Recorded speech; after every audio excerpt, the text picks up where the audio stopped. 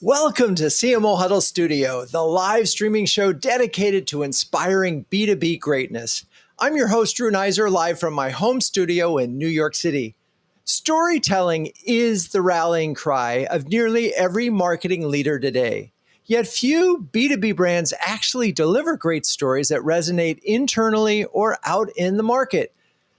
The truth is, building a team skilled in authentic storytelling is a competitive advantage too often overlooked. In this episode, Marca, Armstrong, and Cassady reveal how they cultivate storytelling excellence that drives connection, clarity, and business impact.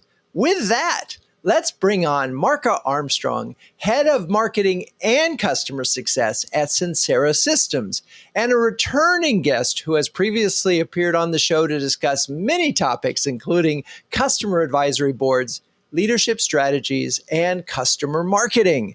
Hello, Marca. How are you and where are you this fine day? Hi, Drew. I am doing well, and I am in beautiful Boulder, Colorado today in my home office. Boulder, I love it. Gosh, we had someone else on a show recently. Someone else is in Boulder. I know it, and I'm going to connect you, but I won't remember it this second. Anyway, Okay.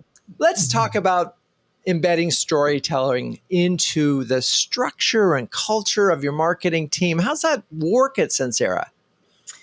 Yeah, so I think, and this might be implied in just the topic of discussion, but I think the very first thing is to be really crisp on what the story is that you're trying to tell. I'm a big fan and have been for many years of Simon Sinek's Golden Circle. And so when you think about the why and you continue to bring the team back to the why you all exist and what you do every day, and then from there you can talk about, well, how do we do it and what do we do? When you have that conversation on an ongoing basis, then you start to build that culture of storytelling and people remember, oh, wait a minute, are we talking about this in the right way? Are we telling the story we want to tell? Or are we off on some tangent because somebody drove us down a rabbit hole? You know, one of the funny things is that Simon Sinek is such a brilliant and simple structure, and it is easy for people to understand. It is hard for people to stick with because, and sometimes there's this fear. Well, didn't we talk about that already? Shouldn't we be moving on? So, talk a little bit about the why in the case of Sensera and how you sort of help folks understand it and sort of internalize it so they can articulate it. Yeah, no, I'm glad you asked. So when we talk about our why at Sensera, we're in the construction industry. And what we say in our story is helping our constituents and helping our customers build with confidence. And the interesting thing about that is when we first started it, people said, well, our customers are confident. I said, you're missing the point. It's not that they're not confident. It's that you want them to be able to do their jobs confidently by using our technology day in and day out. And when I came to the company, we were talking very much about product, and it was very much a product-centric discussion. And it's very hard to build a story on product features alone. So the conversation was, what's the headline? How do we elevate everybody up to a headline that then can be supported by the how we do it, which is really the product features, right? And the what we do, which is ultimately to deliver job site intelligence through our technology so people can make decisions around safety and security and such on their sites. It's funny. I've thought about a lot about the word confidence and what that means. And build with confidence, obviously there's a pun because you're in the construction industry a little bit, and sort of you're kind of building confidence and you're building with confidence. There's a lot going on in that language. But I could imagine that some people might say, well, that feels soft. Like that's an emotional idea. How do you help them get to the point where they see it and they go, I get it, right? And this is internal first before we even go and bring that story to the market. Yeah, 100%. So I think you have to then take what is important to the customer, which is at the highest level, building projects on time and on budget that are safe. So every single person that's on a job site can get home safely, and that you reduce the risk and security that's on a site, right? So you have to bring the confidence to those things that matter and say, don't you want to go home confidently and knowing with confidence that everybody went home safely and nobody got lost in the trench? Don't you want to tell your financial folks that you're on budget and you didn't have any issues in paying subcontractors? Don't you want to make sure that you were able to reduce the shrinkage on a site and you didn't have a delay in your project? When you bring those types of elements, those things that matter to your buyers into a message like Build with Confidence, that's where it starts to resonate. And you're right, we had to start internally, and there were a handful of naysayers. Fortunately, I'm with a small company, Sensera, so I was able to literally shop it around everybody's office and desk. But you can do that, and you can scale it across teams in larger organizations if that's what you need to do. I think it's interesting, and I've, thinking back to the agency days when brands really embraced a story, the fact that you have these sort of layers of confidence that you can draw on. It's not just that word. You sort of bring it and make it real by talking about the things that they might not be confident about, or the things that if they go wrong is a visceral reaction. What do you mean it's not safe? So there's an element of emotion and fear involved here. The absence of confidence is, oh gosh, what happened? So it's really interesting how you've done that. And so we've talked a little bit about internal. Well, we'll keep going on internal. What kinds of things have you had to do besides shopping it to your team? But when you hired, are you looking for folks that are can embrace this story? How does that work? One of our values as an organization is curiosity. And so the people that I look for are just infinitely curious, because if you're curious, you're just going to ask all the hard questions. And if you're curious from a demand gen perspective on how things work, and you're very metric centric and analytical in nature, you might be curious about, well, wait a minute, what does this confidence thing mean? How do I build it into keywords, right? And push on things that may not have made sense to you when you came into the building, but then you start to embrace it because you hear other people talking about it.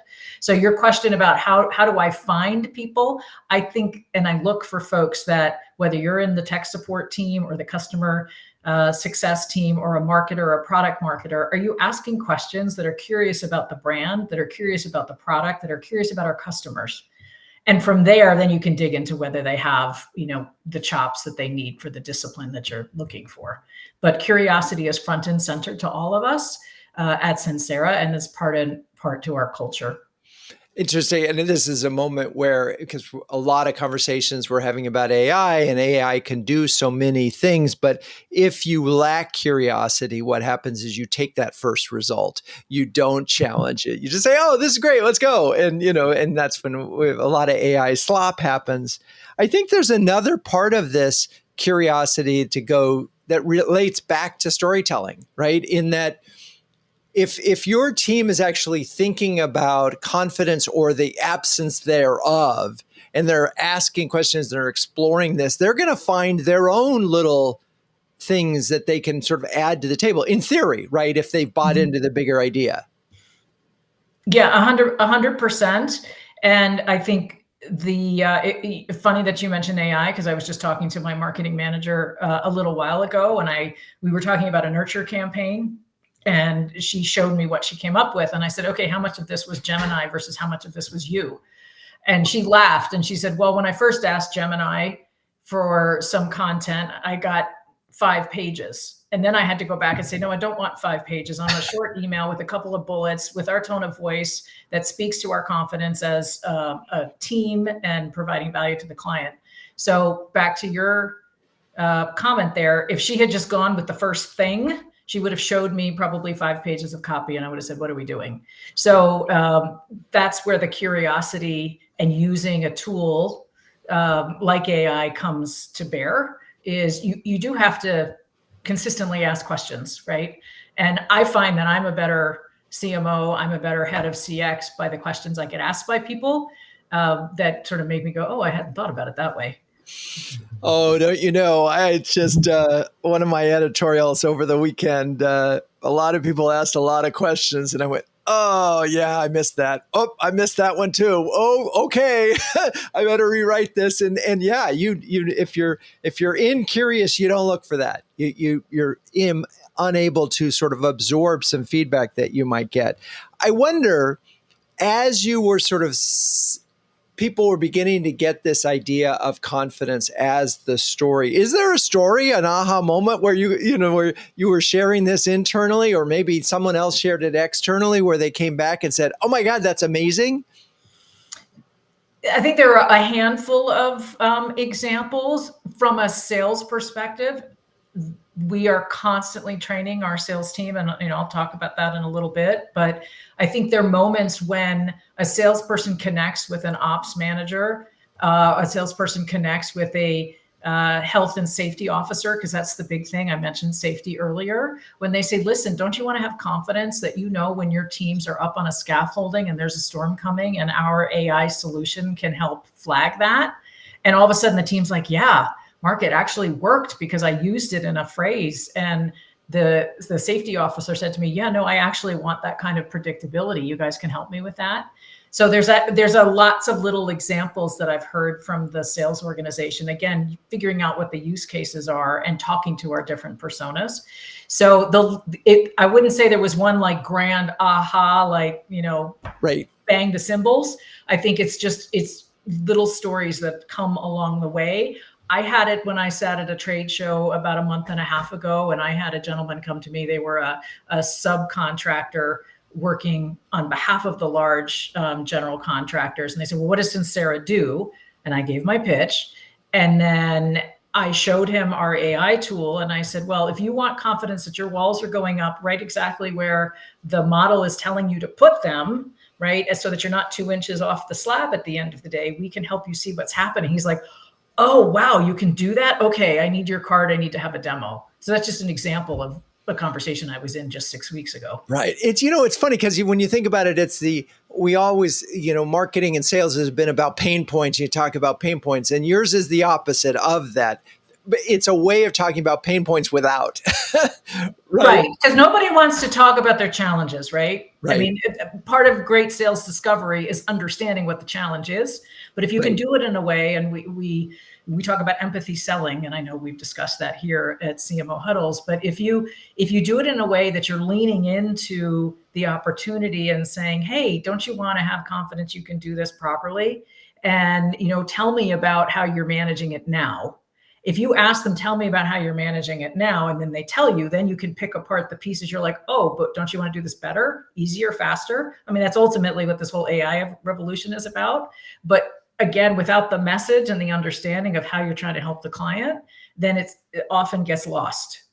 Yes. And by the way, the little stories are great. We call that anecdata. I don't know who we stole that from, but it's often what gets senior executives behind a particular campaign is they get a story from a customer or a prospect that sort of plays back the fundamental story, and you go, oh, see, I heard that, and therefore it's right. All right, we're going to come back to that because I do want to talk about how this got translated into sales. But for now, let's bring on Caitlin Cassady, VP of Marketing at Beyond, who is joining this show for the very first time. Hello, Caitlin. Hello, Drew. Thanks so much for having me. I'm excited to be here. Well, we're excited to have you. And so how are you and where are you this fine day? Thank you. I am doing great. And I am also in my home office, continuing the trend here with the three of us. And I'm located just south of San Francisco, so in California, but not quite in the city. Got it. All right. Well, talk a little bit about, Beyond and your story and your team of storytelling. Let's just talk about sort of how are you approaching it? Yeah, absolutely. It's interesting. I worked in marketing technology companies for about a decade. And so like marketing to marketers, I think really helps hone your storytelling experience. We're a judgy lot, I guess I will say. And I also started my career personally as a journalist, actually. So stories are very near and dear to my heart. So when I joined the Beyond team just about 3 years ago now and really started digging into what we were doing, I was just consistently impressed with like the stories that our customers actually brought to us. Like Beyond, for those who don't know, is revenue management software for vacation rentals. So from folks that own one Airbnb and are just trying to maximize how they're pricing, how they're managing their channel distribution, all the way up to like 1,000-unit property management groups, we help with the revenue management. And so there's these incredible stories coming out. And so as I really started to dig in and figure out like what was Beyond's storytelling strategy and what the vibes were I was trying to build into the team, I looked to the customers first to understand like what stories I had to play with, to be honest. And what do you find? Yeah, I think what I love is that you get such personal stories. Like we get folks that grew up in a vacation rental market on the Eastern Seaboard, and they lived and breathed hospitality, and now they're building their own business, and they're only hiring local to make sure that they're bringing those like traveler dollars back to the community. It's been a very cool experience to work in this, where like you have those personal stories, and you can really understand how the technology that we're selling is directly impacting not just the person buying it, but like a whole community around them too, which I think makes it infinitely more powerful. Yeah, it's so funny because it's sort of you sell stuff to nameless people. That's one thing, but when you're actually selling stuff that helps people that you can sort of see in your mind, and they give you the feedback of the difference that it's making, it's very gratifying. That's what marketing is. It feels really like, oh, this is a wonderful world we live in. It is, and it's how I've helped structure how my team thinks about it. Like, how do we bring storytelling into just the fabric of what we do? And I can talk more about like how to build a team mentality around it. But I think for me, as we think about like the actual practice of like, how do we put storytelling front and center every day? What we really think about is like, we have like the higher level story around grow your business. Because as I mentioned, you can be someone who just has like one listing, and really all you're trying to do is like cover your mortgage, because maybe it's like a family vacation home and you just want to make sure that it's like available for people. So your goal is much different than this like massive property management group who's looking to scale into a new state or expand internationally. So really it's about grow your business. But what that means for my team in particular is like, we're a big fan. I know it started as more of like a product marketing practice, but I've asked the whole team to infuse it, no matter what part of marketing they're in, is the principle of so what. So we're launching this new product feature, so what? And really boiling that down to the point where like, what does that mean to the customer? Like, what value are they actually getting? What challenge is it actually solving for them? And the more and more we started to really implement this and share it broadly, we're not only seeing like our team just do it naturally, which I love as a marketing leader, to just see it happening without me having to prod, but I've actually seen like parts of our product team actually, like we have a monthly product session where the product team, gives an overview of like what's been launched, what's coming. And they actually now have a section where it's like, why do you care? And it's actually talking about like what this does for the customers. And so it's really started to bleed across the entire organization, which is just incredible to see.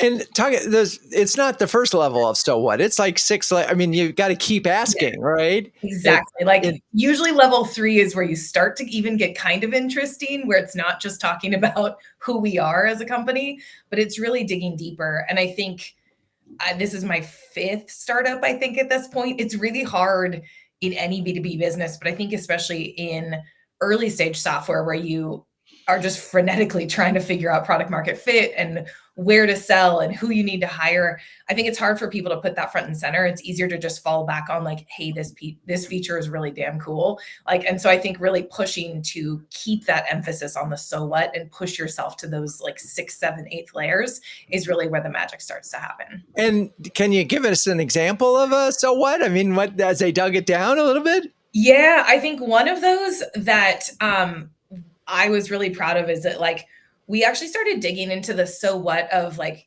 when you think about short-term rentals, that's just one tiny section of like the entire accommodation industry, let's call it. There's hotels out there.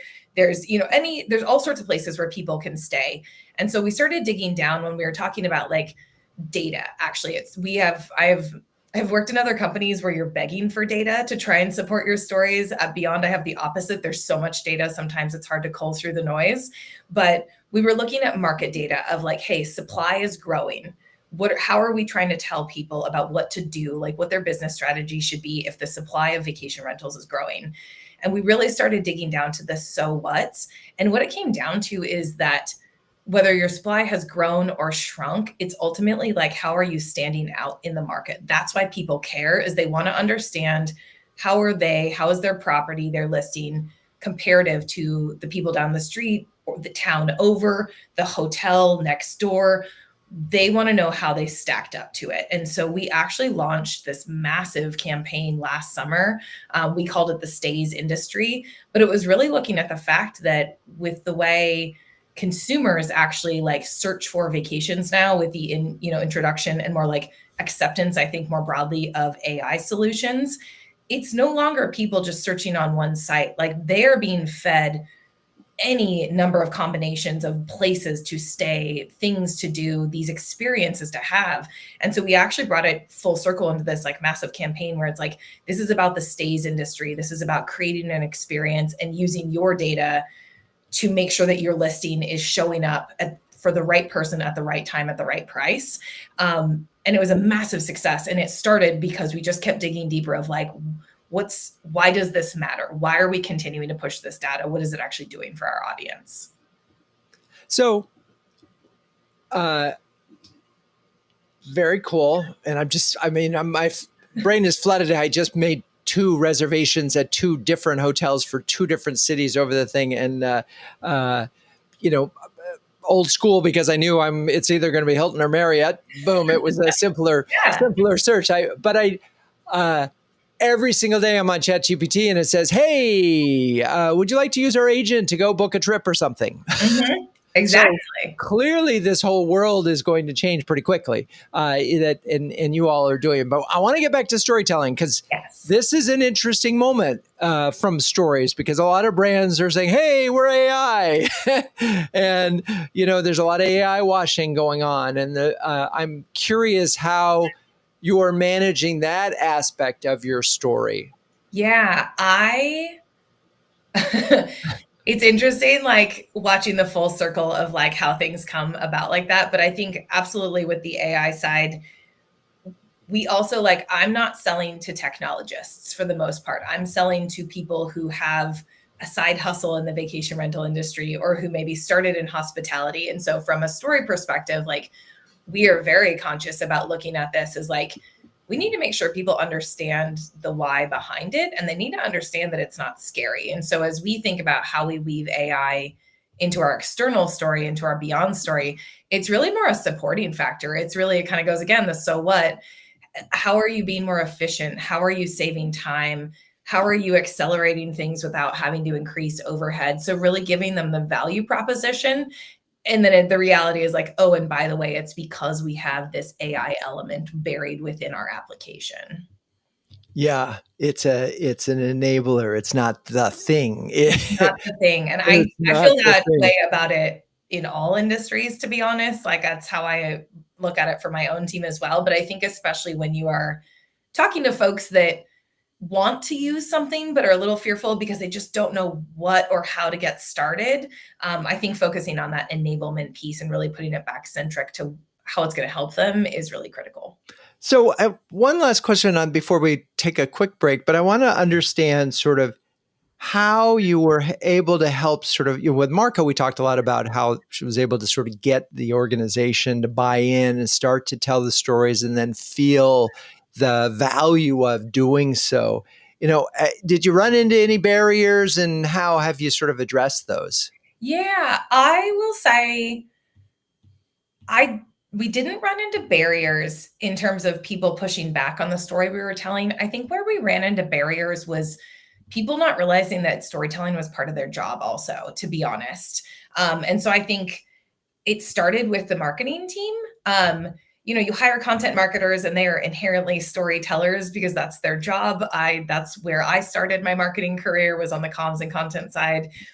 But like, that's just your base of storytelling in my perspective. And so with every new team member I brought on to marketing, like I really pushed, like, how are you going to think about stories, independent of what their role is? And I think one of the moments where it really started to unlock some success was actually with, on our CRM side, but I had someone on the team come and they were like, hey, our landing pages aren't performing. And I think we're not carrying the story through from like the email to the landing page to what they're getting. And we actually like redesigned how we thought about custom landing pages. And that aha moment of like, I'm not telling the customer the story was this huge unlock that like everyone's job, I don't care if your job is like managing HubSpot and like promotional flows and thinking about just the numbers, your job is still to be a storyteller.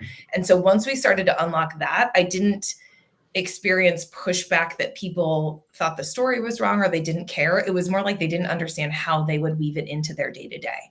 And so that was the bigger challenge I think we saw internally.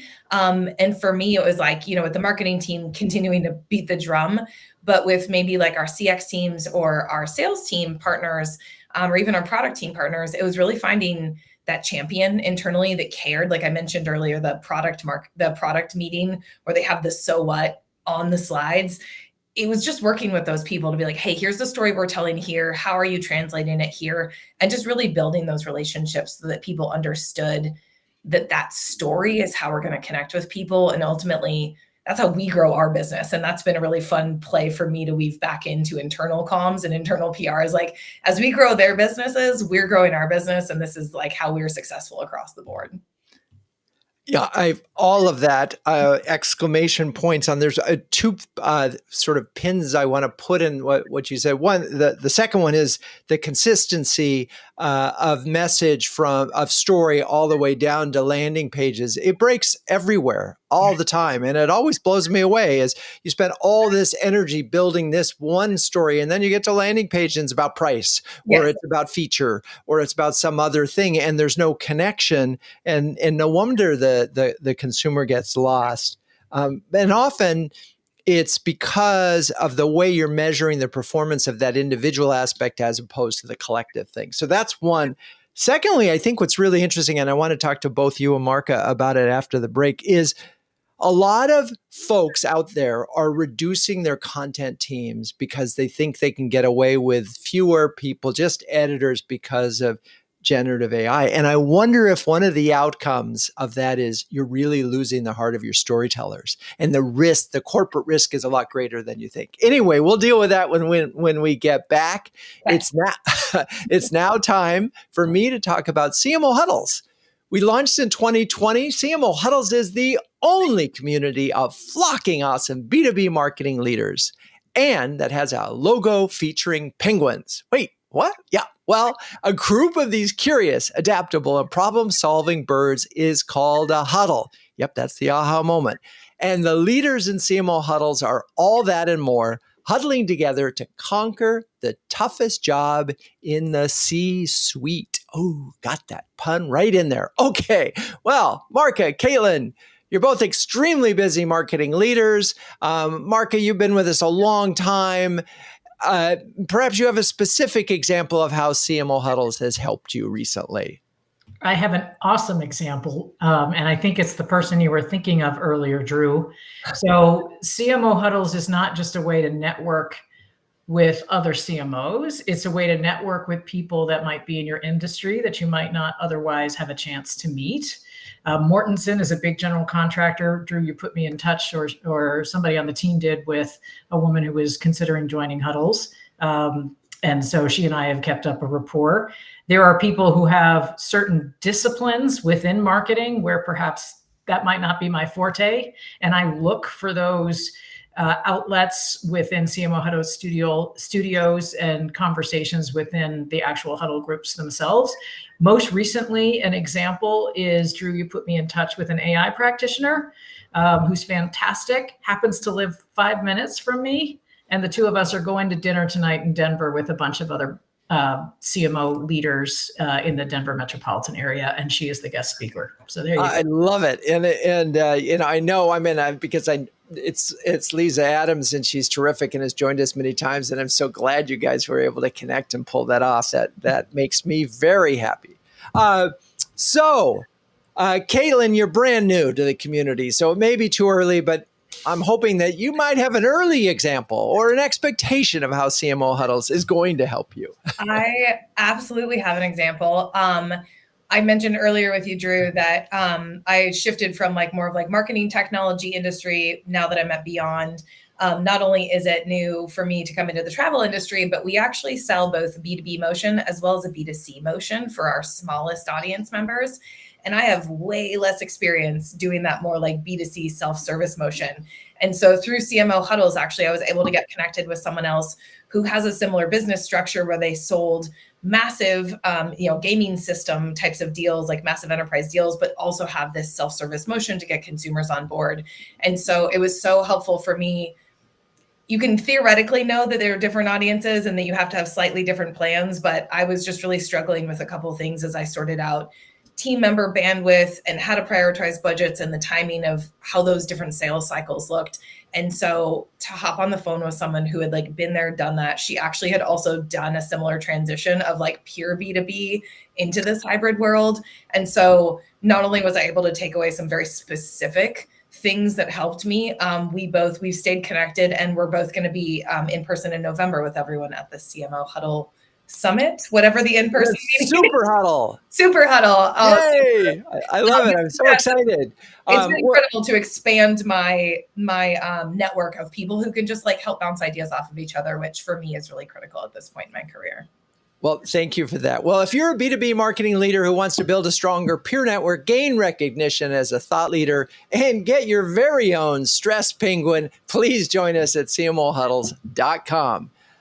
Okay, let's bring everybody back and let's talk about this first beat. This notion of if we get rid of a lot of our content players, are we losing all our good storytellers? I mean, is that a risk? I think so.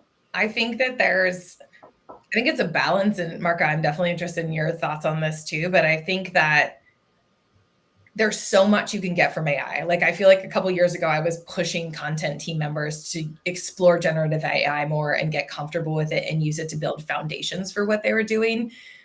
But I think those creative hooks where you take an idea from a disparate industry and apply it to your own, that's what you lose. Like those creative jumps and those nuances, which I think those are the types of storytelling that really like disrupt your market or capture someone's attention in a way that an AI tool is just not going to get you. I think to me, it's like, don't get rid of your content players or your content team, but supercharge them by like, if I see someone writing an email without using generative AI to like jumpstart them, I'm like, what are you doing? Like, save time, give yourself more creative space instead of having every day just be about like writing a certain number of words, Yeah.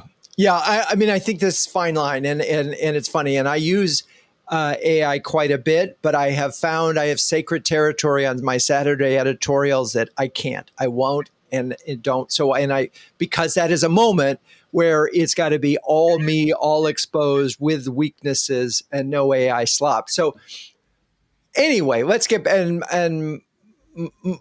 to what makes a good storyteller in marketing, and how do you find and develop those people? Marca, you already talked about curiosity. I'm just curious if there's anything else that we should be talking about for storytelling. I mean, I feel like people should actually study this as an art form before they even join marketing. So I think where I would start with that, Drew, is marketers are storytellers. And I don't care what function you're in, that's what we do. Caitlin, to hear that that's your background is content. I started my career as a product manager. And so it was up to me to make sure that my product was one of the ones that came out of the salesperson's bag when they were in front of a client. I started in B2C. And if I didn't have a good story around that product, let alone how much money they were going to make on the margin, then you know what? They were going to sell the other product manager stuff because it was cooler, slicker, and the story was better, right? So I think the approach that I take to this, Drew, back to your question about curiosity being a trait, I think you got to be nimble, you got to be creative, you got to be willing to learn. And at the end of the day, whether you're in product marketing, whether you're in product management, if that falls under your marketing purview, whether you're in marketing, and I'm going to use the example of my demand gen manager, who literally came to me 2 months ago and said, I want to write a couple blogs. And, my initial instinct was like, you're supposed to be driving leads to the salespeople, right? And then I thought, I'm like, Marca, dial it back, right? This is your 30 years of marketing talking, dial it back. He's a millennial, or not even, he's like borderline millennial Gen Z. I'm like, go write a blog, go write 3 blogs. This is awesome, right? And so I think that nimbleness, that curiosity, definitely, but also creating, back to the topic at hand, a culture and a team where you come in as a storyteller, regardless of what your function is. Yeah. And I'm just trying to imagine, as I think about all the teams out there and all the members of the folks that work for the various CMOs and CMO huddles. And I wonder how many of them actually think of them as storytellers. I don't. Well, that's the challenge, right? I mean, and, Right.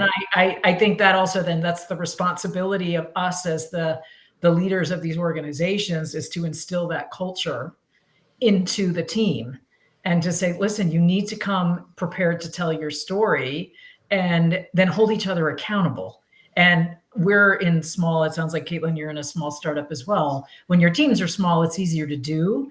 When you've got larger teams, like when I was at Panasonic years ago, and I had 40 some odd, or 100 people, including agencies, running around, like I was chasing folks and making sure stories were consistent. And it was hard. It was really, really hard. So it comes back to being really succinct, how I started our conversation, Drew, really succinct and prescriptive about what the story is, so that in your own way, regardless of your function, your vertical, your ICP that you're going after, that the core is there. And I think that's really, really important. We can't lose sight of that. And so I'm wondering, the two of you, as we're having this conversation, I'm imagining, PE firm or a CEO or a CFO going, what are you guys talking about? We should be talking about revenue and sales qualified opportunities. What do you mean stories? The only story I want to hear is more net new customers. How do you sort of deal with that? Because it's real. We know it's real. I mean, we are doing businesses here. This isn't the arts and crafts department. Help us sort of connect folks who are afraid to even use the term in the same way people are afraid to use the term brand, because it feels fuzzy. Yeah. Do you want to take that, Caitlin, and I can Sure. I think it's a little bit of like internal storytelling, to be honest. I think for me is like, there's the meetings where we talk about the storylines and the creative hooks. And then there's the meetings where we talk about the numbers. I actually just had ours this morning, where it's like all of go-to-market leadership plus our finance team. And we were talking about like, hey, where did we hit last month? What are we doing to achieve it? But when I get pushback on things, I know I have the data in the back end to say like, hey, the campaigns that go out that are just like, hey, cool new feature, absolutely bomb. They're not even worth the time of my team to do it. And I have the data to back it up, where I'm like, I am going to take more time to make sure that we really have a creative hook here and do well with this campaign, because that's how I'm going to get you those revenue numbers. That's how I'm going to get an increase in inbounds for you. And I will say is like, when you've built, and it sounds like, Marca, you've done the same thing, is like, when you build teams that trust you on that, like one of my favorite pieces of feedback I've gotten recently, one of our sales leaders came to me and he was like, hey, I've really seen the like creative storytelling improve in a couple of these regions where we had been struggling in Europe. And he was like, I'm really seeing it improve and I'm really excited. And to me, that was just like that aha, where he knows that us taking the time to create the right story is what's going to fill his team's pipeline. So it is really cyclical, but I think the best marketing teams know how to talk about both. You are always a storyteller, to Marca, your point, like no matter what role you are a storyteller, but you've got to be able to talk about data too, especially in the modern world of marketing. Yeah, so I'm hearing two things. One is that it's not an and, it's not an or, it's an and. We can talk about revenue and pipeline, and we can talk about story, but there's also sort of this direct connection. Good story might equal good pipeline.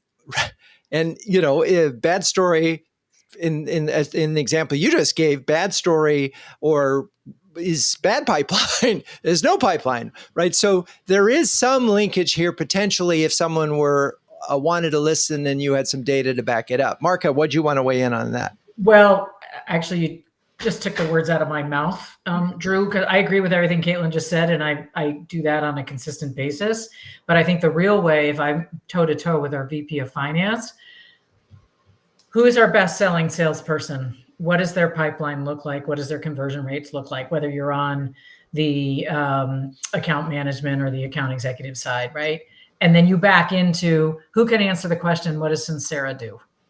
And then how do they answer that question? Did they start with the headline or did they start with features, what I used to call speeds and feeds back in the laptop days of the product, right? You start down in the speeds and feeds area, you forgot the headline altogether, and guess what? Your customer has no idea what you do and why they should buy you. So, back to that connective tissue of, I got to tell a story and I need to do it succinctly to how does the customer understand and feel about what they're doing and why they're purchasing Sensera. I'm telling you right now, there's a direct correlation with the people on our team who can tell the Sensera story and the ones who are making quota. Yeah, and that's awesome, and that connects the dots connect really well. It's funny. I'm thinking of a CMO in a huddle who said our one of our quote better salesperson is always going rogue, off script, off story. But then when we dug into the conversation, what we discovered was they were selling a lot, but they weren't selling to big customers. They weren't selling, they were selling on price, and there was a lot of churn at the back end. So even though the numbers look good, they weren't getting them in the door in the right way. And so you lost them whenever the contract ended really fast. So but that's, I guess it's really reassuring if your top salesperson is in fact using the same story. I know there are circumstances when that doesn't happen. It's just like they got relationships, they know people, they call Bob and Joe, or she calls Bob and Joe, and they get the deal done. And there's not much you can do about it, and you just take that revenue and keep on moving.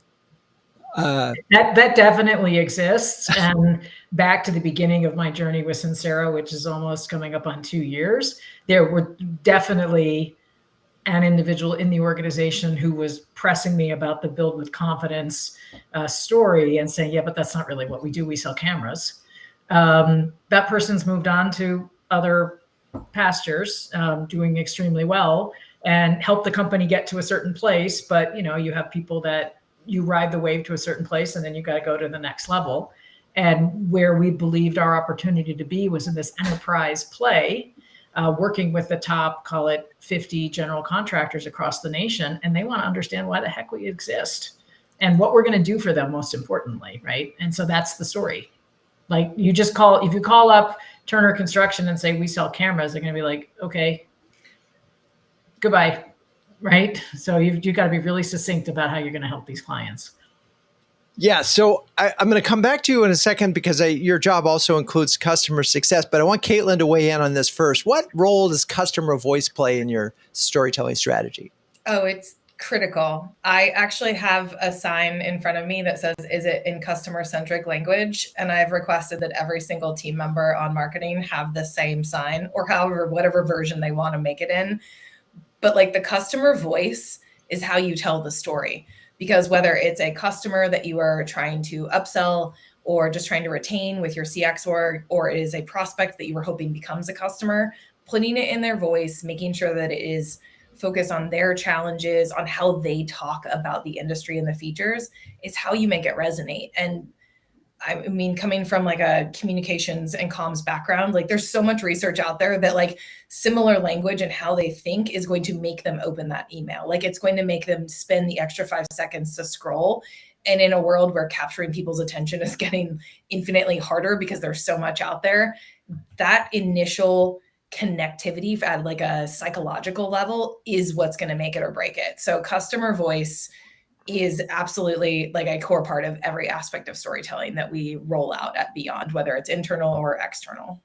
And this is one of the things that when I think about AI, one of the most exciting opportunities is if you are able to record all your conversations and they're going into a GPT that you can then mine for various stories. I think the opportunity there is huge, both in terms of the positive and the negative that you hear. So if you're not recording customers' conversations, please start. Marca, you have the dual title of customer success. So I'm imagining it's a little bit easier for you to get that voice than some others, because often I hear from CMOs, customer success team holds the clients dear. The account managers won't ever let us near the customer. So how does it help that because you also are responsible for customer success, keep a unified story across the company? Yeah, I think what it highlights for us actually is where some of the blind spots are. So where we believe we have a tight story and we believe we have a tight message, then when a client comes to us on the back end after they've been onboarded or even during the onboarding process and they didn't fully understand, well, wait a minute, can the product do X, Y, or Z to solve for A, B, and C?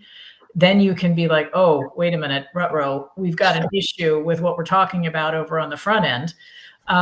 And this is an ongoing thing, and we're getting better at finding those hairy eyeballs, so to speak, so that we can go back and retrain and say, wait a minute, team, like you sold past the client, or you didn't listen to the client in terms of what their use case was, and you sold something that didn't meet their needs. Those are all those little pieces that every single time we come up with that, then maybe every month or 2 weeks, I mean, we meet as a go-to-market team every Friday morning and we bring these things up, but there's ongoing training that has to transpire between CX, sales, marketing, and product to make sure we're all on the same page. So, having responsibility for the customer experience piece has been really fruitful from that perspective.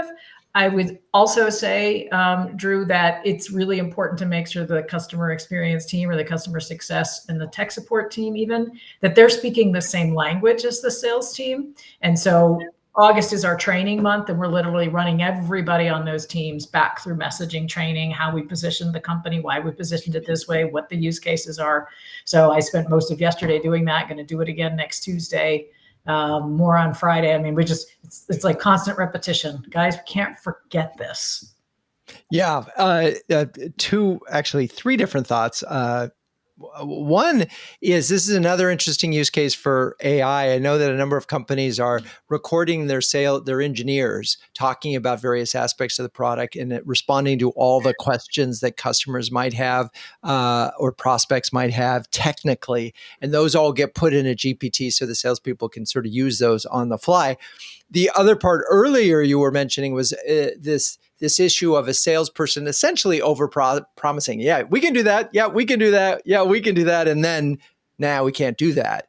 Or that, the customer was really excited about one particular feature that is on the roadmap, but isn't there yet. So there is that. And obviously that can create some real problems.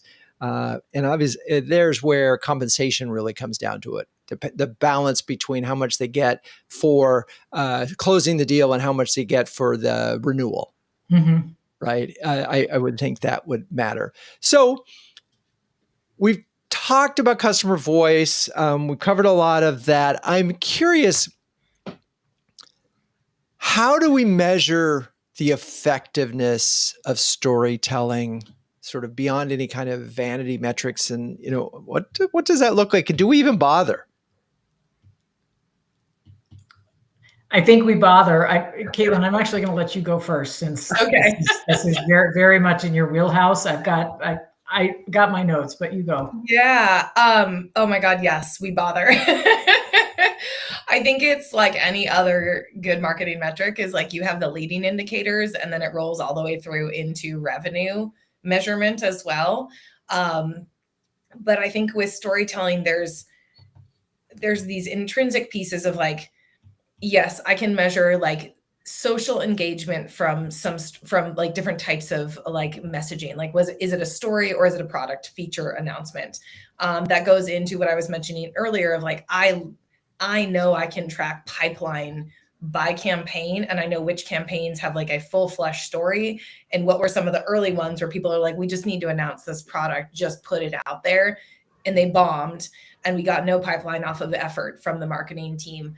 I think the biggest thing when you measure the success of your storytelling is when it comes back to you. When I hear customers iterate our stories back to the CSMs, because we do actually, we record everything, mostly on the go-to-market side, not so much on like the engineering side you're just mentioning, Drew. But when I hear that come back to me, when I hear people at conferences, when I'm speaking with customers or prospects, and they're talking in the same language that we have been focused on as a marketing organization, that's when you know your story has hit success, because it has become part of like industry lexicon at that point. It's no longer just a beyond story.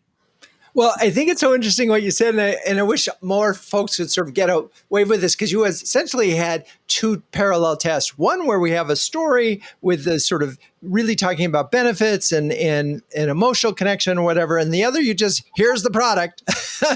And one worked and one didn't. And you would think if you did that a couple of times, then your leadership would look and go, oh gosh, this stuff really matters. Packaging matters, story matters. And because when we don't have it, we don't get sales.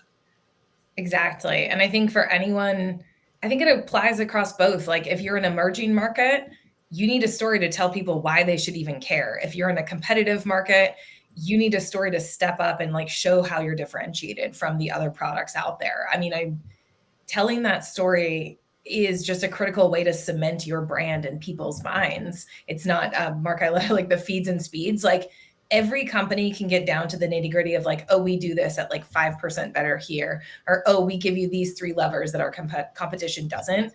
But when you actually have them believing in the story of like what you're delivering them for their business, those features and functionalities become way less important in the sales conversation. It's a check the box versus a decision factor. As you're talking, I'm thinking about LLMs and how they are just going to be looking at features and functions. And I'm wondering if as these things get more sophisticated, they're also going to somehow or other, if you do it right and your website enabled them to read it, that they can also find that nuance of the story, and it'll be interesting to see. Marca, you were going to talk about measurement. Yeah, I think Caitlin nailed it.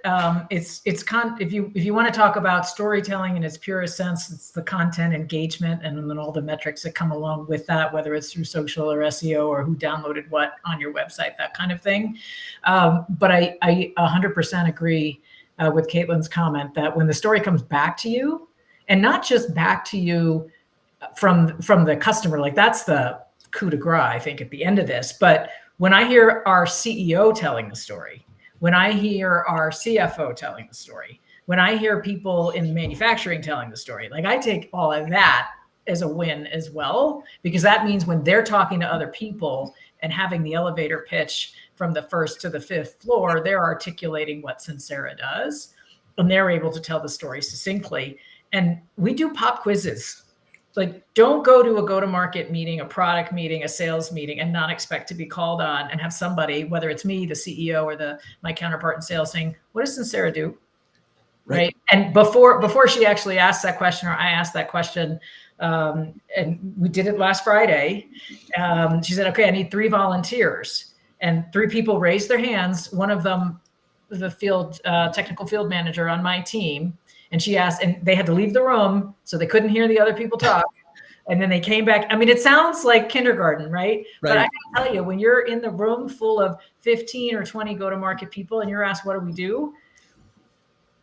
Then your story is being told properly.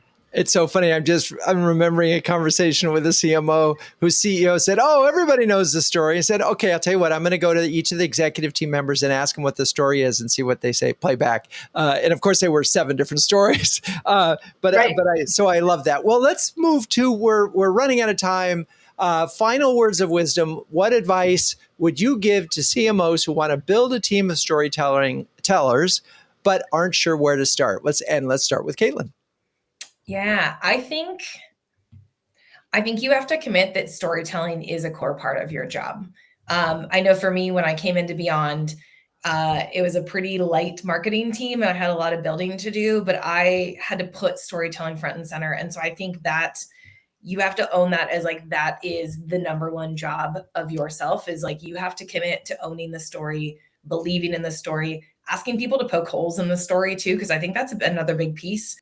people have to believe in it. And if they don't feel like they've been able to push back and help you refine that story, that starts to fall apart a little bit on that trust side. And so to build that team is like, help everyone understand how storytelling helps their job. I think once you start to hit that, you get some of those key stakeholders across the board. And it's a slow roll. It's not something you can do overnight, because it does take trust. It takes time. But that's how you do it, is like you commit to being like not just the head of marketing or the CMO or whatever your title is. Like, you are the chief storyteller of your business. And from there, you just start to flow it down. I love it. Okay, Marca. Yeah, I love the idea of chief storyteller. There was a day where we were all brand police, right? And I like chief storyteller a heck of a lot better than being the brand police. But it starts with being crisp on what the story is. And so that's the one thing that I would just add to everything Caitlin just said, is make sure you have a really crisp story that when people come in, they understand what it is. And then again, that is part of their job to tell it, regardless of the function that they're a part of. And I think for all of us who are developing teams, like, you have to understand where you have the talent and where you have the gaps. And when you go to fill that gap, that whomever it is you bring in, a product marketer, a content manager, a demand gen person, that their job is helping to retell that story.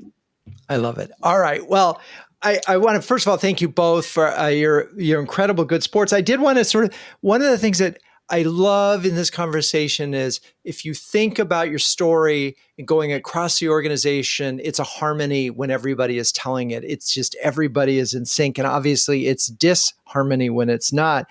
And then the second thing is, when you're doing it right and you really have the right story, stick with it. It's just so easy to walk away from it. And it just takes time for those things to go. All right.